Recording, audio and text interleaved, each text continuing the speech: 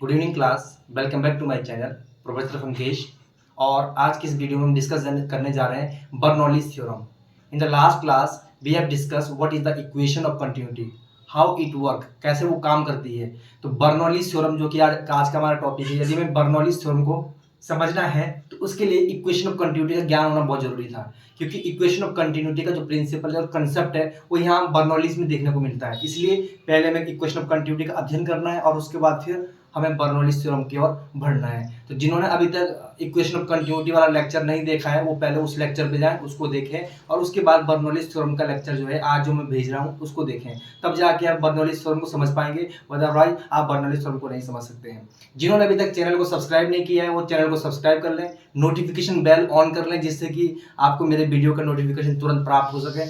यदि आप notification bell on नहीं करते हैं तो आपको तुरंत नोटिफिकेशन नहीं मिलेगा, आपको पता ही नहीं चलेगा कि मेरा वीडियो कब आया है।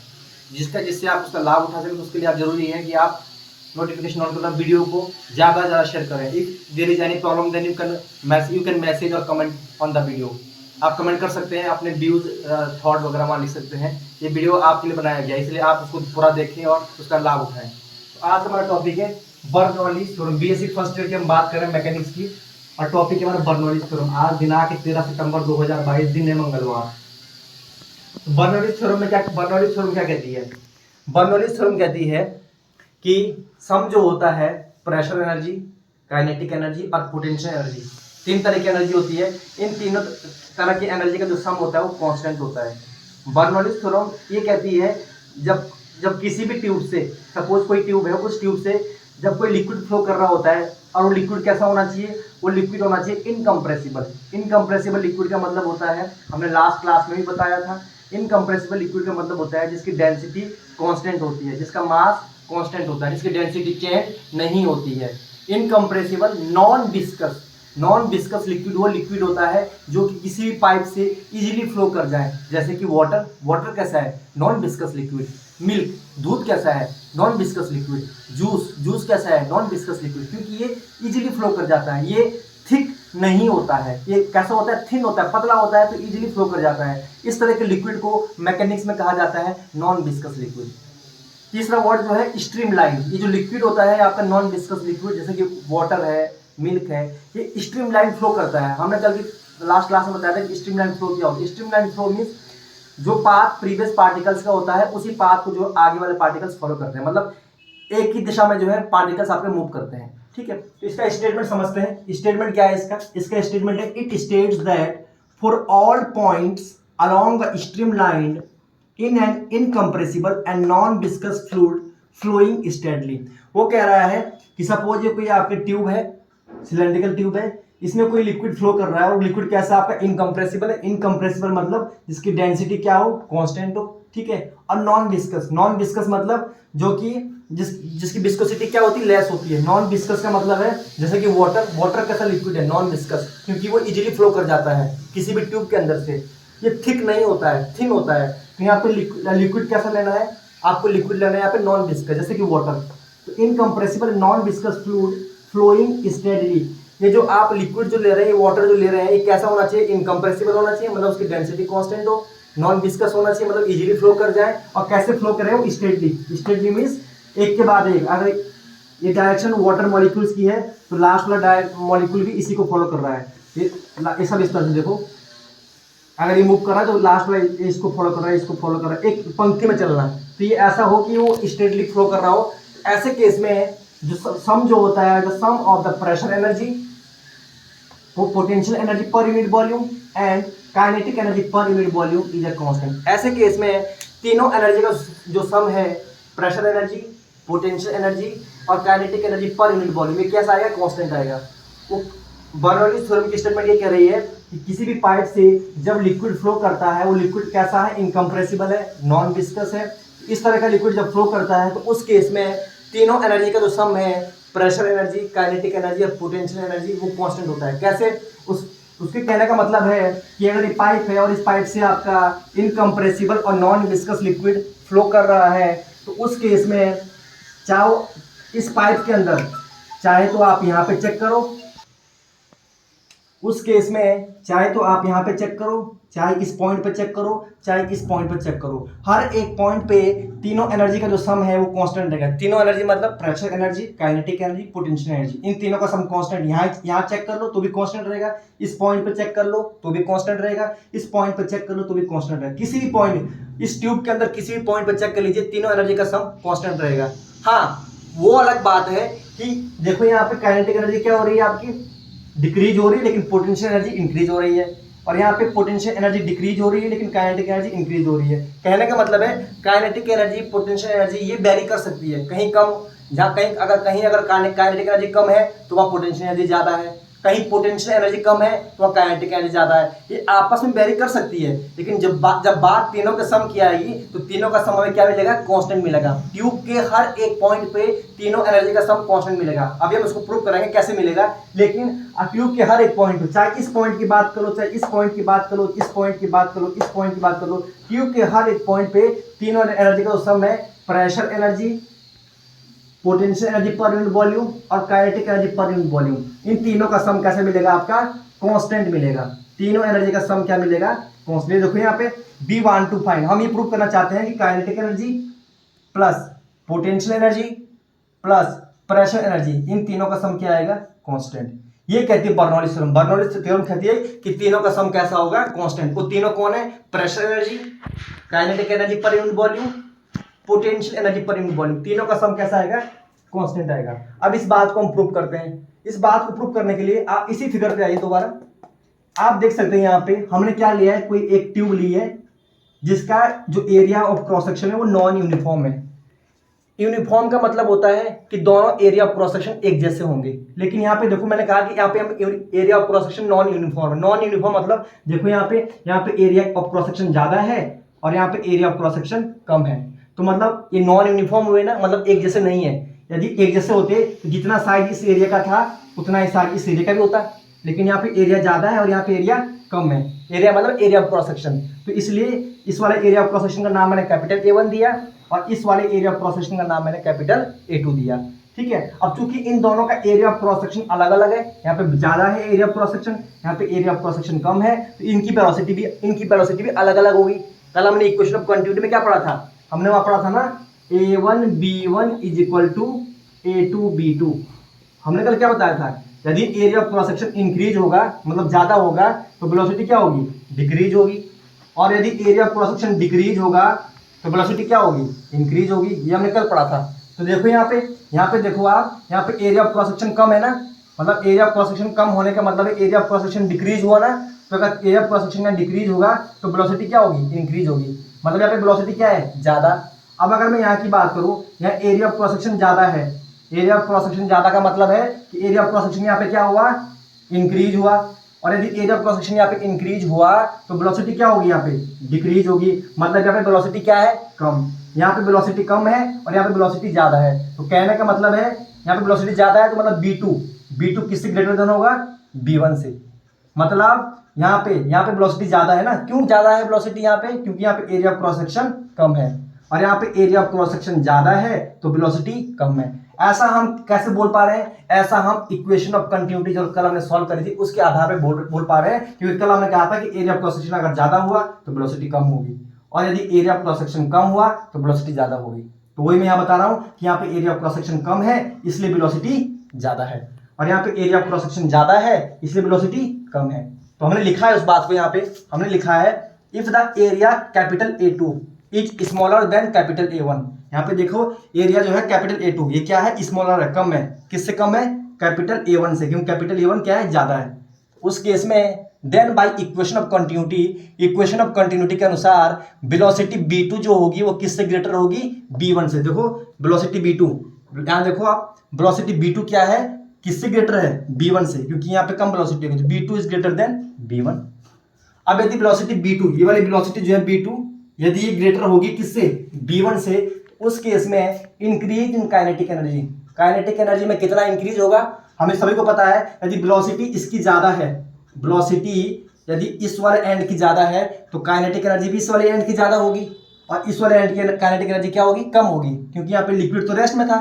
जब लिक्विड फ्लो करते करते करते करते यहाँ पहुंच गया तो यहाँ लिक्विड जब मोशन करते करते यहाँ पहुंच गया, तो मोशन करते करते जब यहाँ पहुंचा हो तो उसकी काइनेटिक एनर्जी बढ़ेगी, क्योंकि काइनेटिक एनर्जी कब इंक्रीज होती है जब उसके फ्लूइड के पार्टिकल्स का मोशन होता है। तो यहाँ तो रेस्ट में था, यहाँ से फ्लो करके यहाँ पहुंचा हो लिक्विड, तो काइनेटिक एनर्जी क्या इंक्रीज हुई। तो काइनेटिक एनर्जी क्या होती है, सभी को पता है काइनेटिक एनर्जी होती है ½ mv²। लेकिन यहाँ पे पहुंचते पहुंचते काइनेटिक एनर्जी ज्यादा हुई, तो यहाँ पे B2 है, तो यहाँ लिख देंगे B2, ½ mv² माइनस ये वाली काइनेटिक एनर्जी कम होगी इस एंड की, तो लिख दूंगा ½ m, और यहाँ पे वेलोसिटी क्या थी B1, तो ½ mv²। तो मैंने वही लिखा है यहाँ पे, increase in kinetic energy. Kinetic energy कितनी इंक्रीज हुई, ½ mv² minus ½ mv²। Equation number first.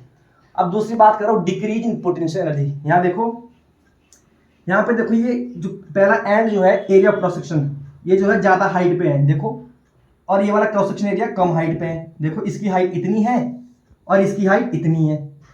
तो सभी को पता है पोटेंशियल एनर्जी क्या होती है, मैं बताता हूं आपको भी। पोटेंशियल एनर्जी क्या होती है आपकी,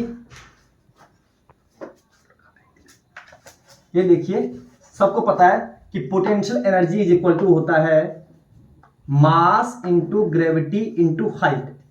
ठीक है, तो मास देखो, मास तो कांस्टेंट है। देखो इस केस में इनकंप्रेसिबल लिक्विड है, इनकंप्रेसिबल लिक्विड का मतलब डेंसिटी कांस्टेंट होगी, जितना लिक्विड अंदर एंटर कर रहा है उतना ही लिक्विड बाहर आ रहा है, मतलब डेंसिटी कांस्टेंट है। डेंसिटी कांस्टेंट मतलब मास भी कांस्टेंट है, क्योंकि डेंसिटी क्या होता है, डेंसिटी इज इक्वल टू होता है मास अपॉन वॉल्यूम। यदि डेंसिटी कांस्टेंट है तो मास कांस्टेंट है।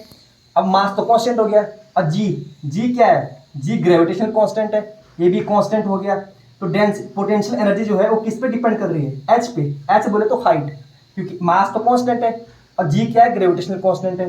तो पोटेंशियल एनर्जी किस पे डिपेंड कर रही है, हाइट पे डिपेंड कर रही है। तो देखो यहाँ पे हाइट देखो, ये h1 है और ये h2 है। यहाँ पे हाइट ज्यादा है ना, और यहाँ पे हाइट क्या हो रही, कम। तो मतलब यहाँ पे पोटेंशियल एनर्जी ज्यादा है, जितनी ज्यादा हाइट होती है उतनी ही ज्यादा पोटेंशियल एनर्जी होती है। यहाँ पे हाइट ज्यादा है और यहाँ पे हाइट कम है, तो यहाँ पे पोटेंशियल एनर्जी ज्यादा होगी और यहाँ पे पोटेंशियल एनर्जी कम होगी। तो जब जैसे जैसे हम नीचे जाएंगे हमारी पोटेंशियल एनर्जी क्या हो रही है, डिक्रीज हो रही है, क्योंकि यहाँ पे तो ज्यादा थी और यहाँ पे कम है। तो मतलब कम कैसे हुई, जब हम नीचे नीचे नीचे नीचे गए तो पोटेंशियल एनर्जी ज्यादा है और यहाँ पे कम है, इसलिए हमने लिखा है यहाँ पे decrease in potential energy is equal to mgh1, क्योंकि ये हाइट कितनी थी, h1 थी। तो इसमें से हमने क्या कर दिया, माइनस कर दिया mgh2, मतलब ये वाली हाइट, ज्यादा वाली हाइट में से कम वाली हाइट माइनस कर दी। बाकी m और g तो कांस्टेंट है, m और g तो कांस्टेंट है। इस पे तो पोटेंशियल एनर्जी डिपेंड कर ही नहीं रही है, हाइट पे डिपेंड कर रही थी। तो हाइट h1 ज्यादा थी, तो ज्यादा वाली हाइट में से कम वाली हाइट को माइनस कर दिया, इसलिए मैंने लिखा है mgh1 minus mgh2। Equation number second, ये आया डिक्रीज इन पोटेंशियल एनर्जी। अब बात करते हैं वर्क डन की, वर्क डन एट सी। देखो यहाँ पे, चूंकि हम क्यों निकाल रहे हैं, सभी को पता है, हमको पता है कि kinetic energy plus potential energy plus pressure energy, इन तीनों का सम क्या आना चाहिए, कांस्टेंट। तो इसलिए मैं निकाल रहा हूं, पहले मैंने क्या निकाला, इंक्रीज इन काइनेटिक एनर्जी, मतलब पहले मैंने काइनेटिक एनर्जी को सॉल्व किया, इसके बाद मैंने निकाला पोटेंशियल एनर्जी में कितना डिक्रीज हुआ, मतलब मैंने पोटेंशियल एनर्जी को सॉल्व किया। अब बचा प्रेशर एनर्जी। अब यदि मुझे प्रेशर एनर्जी मिल जाए तो मुझे तीनों का सम कांस्टेंट मिल जाएगा। तो मैंने काइनेटिक एनर्जी निकाल दी, पोटेंशियल एनर्जी भी निकाल दी, अब निकाली प्रेशर एनर्जी। तो प्रेशर एनर्जी को निकालने के लिए मुझे निकालना पड़ेगा वर्क डन कितना हुआ, सी पॉइंट भी। यहाँ देखो आप, ये हमारा सी पॉइंट है, यहाँ साफ साफ लिखा है मैंने, क्या लिखा है यहाँ पे, सी। देखो ये सी लिखा हुआ है, ये हो गया सी पॉइंट। तो सी पॉइंट पे कितना वर्क डन हुआ, सभी को पता है वर्क डन का फॉर्मूला। वर्क डन क्या होता है, work done is equal to होता है फोर्स इनटू डिस्प्लेसमेंट। ठीक है, और सभी को ये भी पता है कि फोर्स क्या होता है, फोर्स क्या होता है आपका, तो मैंने बताया work done is equal to होता है फोर्स इनटू डिस्प्लेसमेंट। अब फोर्स क्या होता है, देखो फोर्स क्या होता है, सभी को पता है फोर्स इज इक्वल टू, हमें पता है प्रेशर क्या होता है, प्रेशर इज इक्वल टू होता है आपका फोर्स अपॉन एरिया, और यहां से मैं फोर्स निकालूंगा। फोर्स क्या होता है, फोर्स इज इक्वल टू होता है प्रेशर इनटू एरिया। तो देखो यहाँ पे फोर्स इज इक्वल टू क्या होता है, प्रेशर इनटू एरिया। मैंने वही लिखा है, देखो फोर्स को मैंने क्या लिखा है, फोर्स से लिखा प्रेशर इनटू एरिया। प्रेशर क्योंकि हम सी एंड की बात कर रहे हैं, तो सी एंड पे देखो प्रेशर कितना है, सी एंड पे प्रेशर था P1 और एरिया कितना था A1। देखो एरिया कितना है A1 लिखा है यहाँ पे। सी एंड, ये एंड क्या था, सी एंड था, सी एंड पे प्रेशर P1 था और एरिया A1 था, तो इसे लिखा मैंने P1 A1। डिस्प्लेसमेंट, सभी को पता है डिस्प्लेसमेंट में होता है डिस्टेंस, सभी को पता है स्पीड इज इक्वल टू क्या होता है, स्पीड इज इक्वल टू होता है डिस्टेंस अपॉन टाइम। तो डिस्टेंस इज इक्वल टू क्या होगा, यहां से यदि मैं निकालूं तो डिस्टेंस इज इक्वल टू होगा स्पीड इनटू टाइम, और स्पीड मतलब वेलोसिटी, वेलोसिटी कितनी है एंड सी पे v1 और टाइम कितना है t1, तो v1 इंटू टी। तो डिस्प्लेसमेंट को मैंने क्या लिखा है v1 इंटू टी। अब मैंने p1 को लिखा अकेले और a1 b1 और t इसको लिख दिया ब्रैकेट में। इसको ब्रैकेट में क्यों लिखा, क्योंकि हमें पता है वॉल्यूम, ये जो ट्यूब है हमारी कैसी ट्यूब है, सिलेंड्रिकल ट्यूब है, तो वॉल्यूम ऑफ सिलेंडर क्या होता है, देखो volume of cylinder, volume of cylinder होता है पाई आर स्क्वायर एच, होता है कि नहीं होता है, पाई आर स्क्वायर एच। और पाई आर स्क्वायर क्या होता है, एरिया, इस एरिया को मैंने कैपिटल E1 मान लिया, और एच, एच बोले तो डिस्टेंस, एच बोले तो डिस्टेंस, और डिस्टेंस कितनी है हमारे पास, इस पे ये b1 इंटू टी, तो डिस्टेंस हो गया b1 इंटू टी। तो a1 b1 t, a1 b1 t को मैं क्या लिख सकता हूँ, वॉल्यूम लिख सकता हूँ। देखो मैंने वही किया है, a1 b1 t, a1 b1 t को मैंने क्या लिख दिया, वॉल्यूम लिख दिया। देखो मैंने निकाला ना यहाँ पे a1 b1 t, इसको मैं क्या लिख सकता हूँ, इसको मैं वॉल्यूम लिख सकता हूँ, किसका वॉल्यूम, सिलेंडर का। तो देखो यहाँ मैंने a1 b1 t को वॉल्यूम लिख दिया, ठीक है। अब सभी को पता है डेंसिटी, सभी को पता है डेंसिटी क्या होता है, डेंसिटी इज इक्वल टू होता है मास अपॉन वॉल्यूम, और यहां से मुझे वॉल्यूम की वैल्यू कितनी मिल जाएगी, यहां से वॉल्यूम की वैल्यू मुझे मिल जाएगी मास अपॉन डेंसिटी। तो देखो मैंने वॉल्यूम को क्या लिखा यहाँ पे, वॉल्यूम को लिखा मैंने mass small m upon density d। देखो यहां से निकाला मैंने वॉल्यूम, वॉल्यूम को मैं क्या लिख सकता हूँ, मास अपॉन डेंसिटी। तो वॉल्यूम को मैंने क्या लिखा है, mass upon density. Equation number ये अपनी अलग आ गई है। ये वर्क डन निकल के आया किस पे, पॉइंट सी पे, ये था आपका पॉइंट सी और ये है आपका पॉइंट डी। अब पॉइंट डी पे भी कितना वर्क डन आएगा वो लिखा मैंने यहाँ पे, similarly work done at point capital D. तो W इज इक्वल टू, जब सी पॉइंट पे वर्क प्रेशर P1 था तो डी पॉइंट पे कितना प्रेशर है P2, मास m अपॉन डी था तो यहाँ पे भी मास m अपॉन डी, ठीक है। तो ये हमारा वर्क डन आ गया है, ये वर्क डन सी पॉइंट पे आया और ये वर्क डन डी पॉइंट पे आया। अब मैं निकाल रहा हूँ net work done, net means total work done. तो टोटल वर्क डन निकालने के लिए जो सी पॉइंट पे वर्क डन आया था P1 m अपॉन डी, उसमें से मैं माइनस कर दूंगा जो वर्क डन आया डी पॉइंट पे। ये जो है ये वर्क डन आया है सी पॉइंट पे और ये वर्क डन आया है डी पॉइंट पे। तो मैंने सी पॉइंट वाले वर्क डन से डी पॉइंट वाले वर्क डन को माइनस कर दिया है। तो देखो मेरे पास क्या आ गया, काइनेटिक एनर्जी मैंने ये निकाल दी थी यहाँ पे, इंक्रीज इन काइनेटिक एनर्जी। फिर पोटेंशियल एनर्जी चाहिए थी मुझे, पोटेंशियल एनर्जी मैंने ये निकाल दी थी, डिक्रीज इन पोटेंशियल एनर्जी। अब चाहिए था मुझे प्रेशर एनर्जी, तो प्रेशर एनर्जी निकालने के लिए मैंने क्या निकाल दिया यहाँ पे, वर्क डन निकाल दिया है। अब हम मेन इक्वेशन लिखेंगे जिससे हमारा ये आंसर सॉल्व हो जाएगा। तो हमारे पास तीन इक्वेशन मिल गई थी। पहली इक्वेशन हमने निकाली इंक्रीज इन काइनेटिक एनर्जी, दूसरी इक्वेशन निकाली डिक्रीज इन पोटेंशियल एनर्जी, और तीसरी इक्वेशन निकाली मैं नेट वर्क डन। अब तीनों को हम इक्वेट कर रहे हैं। क्यों इक्वेट कर रहे हैं, law of conservation of energy के अनुसार। देखो now according to law of conservation of energy, law of conservation of energy के अनुसार क्या होता है कि एनर्जी जो है टोटल एनर्जी क्या होती है, कंजर्व होती है, कांस्टेंट होती है। तो देखो यहाँ पे सबसे पहले निकाला था मैं increase in kinetic energy. Increase in kinetic energy ये किसके इक्वल होता है, इक्वल होता है decrease in potential energy plus work done. कहने का मतलब है काइनेटिक एनर्जी कब इंक्रीज हुई, जब पोटेंशियल एनर्जी आपकी डिक्रीज हुई। देखा होगा आपने वहां पे ट्यूब ऐसी बनी हुई थी और यहाँ पे हाइट ज्यादा थी, यहाँ पे हाइट कम थी। तो जब यहाँ से पानी नीचे फ्लो कर रहा था तो काइनेटिक एनर्जी क्या हो रही थी, इंक्रीज हो रही थी। काइनेटिक एनर्जी तो इंक्रीज हो रही थी लेकिन हाइट यहाँ पे ज्यादा थी ना, हाइट ज्यादा थी मतलब पोटेंशियल एनर्जी यहाँ पे ज्यादा थी। लेकिन जब जैसे नीचे नीचे गए तो पोटेंशियल एनर्जी क्या हो रही थी, डिक्रीज हो रही थी। तो यहाँ वही कह रहा था वो कि काइनेटिक एनर्जी कब इंक्रीज हुई, जब पोटेंशियल एनर्जी डिक्रीज हुई प्लस वर्क डन। वो कह रहा है कि काइनेटिक एनर्जी कब इंक्रीज हुई, जब कुछ वर्क डन हुआ। जब फ्लूइड जो है यहाँ से फ्लो करके यहाँ गया तो यहाँ से फ्लो करके यहाँ जाने का मतलब है कि कुछ वर्क डन हुआ, और जब कुछ वर्क डन हुआ तो काइनेटिक एनर्जी क्या हुई आपकी, इंक्रीज हुई। इसलिए मैंने लिखा है increase in kinetic energy is equal to decrease in potential energy plus work done.